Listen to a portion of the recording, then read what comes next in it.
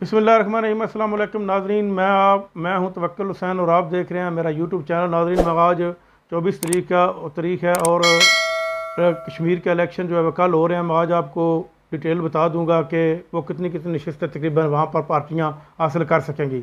वहाँ पर जो फेवरेट पार्टियाँ हैं वो 3 हैं, जिनमें एक पाकिस्तान तहरीक इंसाफ है और दूसरी पाकिस्तान मुस्लिम लीग नून है और तीसरी पाकिस्तान पीपल्स पार्टी है। वहाँ पर तहरीक बैक के भी उम्मीदवार हैं और इसके अलावा जमात इस्लामी के भी हैं। लेकिन 33 नशिस्तें जो है वो जनरल नशिस्तें हैं MLA की, मेंबर ऑफ लेजिस्लेटिव असम्बली, और बाकी 12 नशिस्तें जो है वो महाजरीन की हैं, जिसमें पूरे पाकिस्तान से वो सिलेक्ट होते हैं। और इसके अलावा एक नशिस्त जो है वो ओवरसीज़ पाकिस्तानियों की है।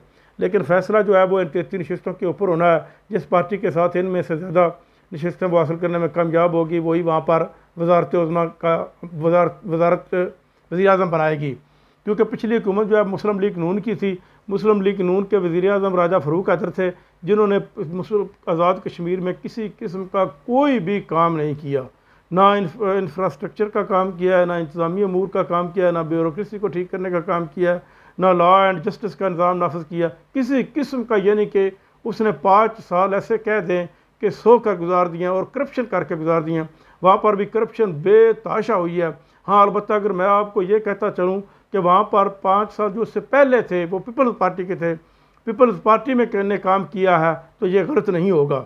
ये आप जाकर चेक कर लें। पीपल्स पार्टी के दौर में काम हुआ है, लेकिन मुस्लिम लीग नून के दौर में बिल्कुल काम नहीं हुआ।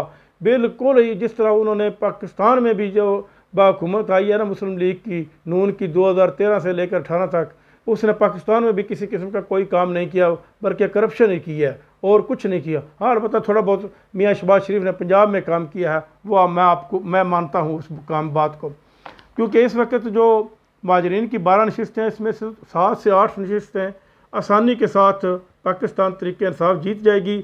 और जो वहाँ पर मौजूद हैं 33 नशिस्तें, उसमें से जहाँ तक मेरा ख्याल है कि 17 से 18 नशिस्तें जो है आसानी के साथ पाकिस्तान तहरीक इंसाफ को मिल जाएंगी और 4-5 नशिस्तें हो सकता है वो पाकिस्तान पीपल्स पार्टी ले जाए और 4-5 नशिस्तें यहाँ जो मुस्लिम लीग नून को मिले और कुछ हो सकता है आज़ाद भी मिल जाए। लेकिन तहरीक बैक भी वहाँ पर बहुत ज़्यादा वोट लेगी और जमात इस्लामी को भी वोट बहुत ज़्यादा मिलेगा। लेकिन शायद हो सकता है ये दोनों जमातें जो हैं वो सीटें वहाँ से ना निकाल सकें। लेकिन जो पाकिस्तान तहरीक इंसाफ है वो वहाँ की फेवरेट जमात है। वहाँ पर ज़्यादातर वोट जो बरादरियों का है, सबसे बड़ी बरादरी जो है वो आज़ाद कश्मीर में वो गुज्जर बरादरी है। उसके अलावा राजपूत है, जट हैं और बाकी कोई और भी बरादरियाँ मौजूद हैं। लेकिन इस वक्त जो गुज्जर तरों के सबसे ज़्यादा लोग हैं वो PTI में शामिल हो चुके हैं और अपने उम्मीदवार को वो वोट देंगे। क्योंकि ज़्यादातर जो वहाँ पर इलेक्शन होता है वो बरादरी बेस पे होता है। क्योंकि अगर आज़ाद कश्मीर का सर्वे किया जाए तो वहाँ पर किसी आदमी से भी कोई आदमी पूछता है ना, तो वो सिर्फ़ और सिर्फ PTI की ना लेते हैं कि हम वोट PTI को ही देंगे। तो इसलिए ये मुमकिन है और इंशाअल्लाह मुमकिन ही होगा कि पाकिस्तान तहरीक इंसाफ आसानी के साथ आज़ाद कश्मीर में अपनी हुकूमत बना लेगी।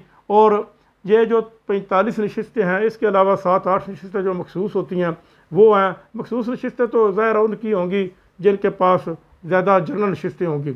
लेकिन अगर ये पाकिस्तान तहरीक इंसाफ हुकूमत आज़ाद कश्मीर में बना लेती है तो ये आज़ाद कश्मीर की आवाम की भी बड़ी बेहतरी होगी और वहाँ इनको इंशाल्लाह सेहत कार्ड भी मिलेंगे।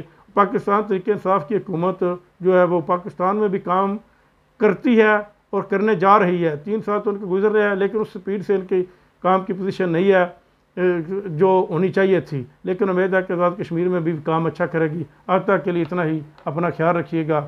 अल्लाह हाफ़िज़।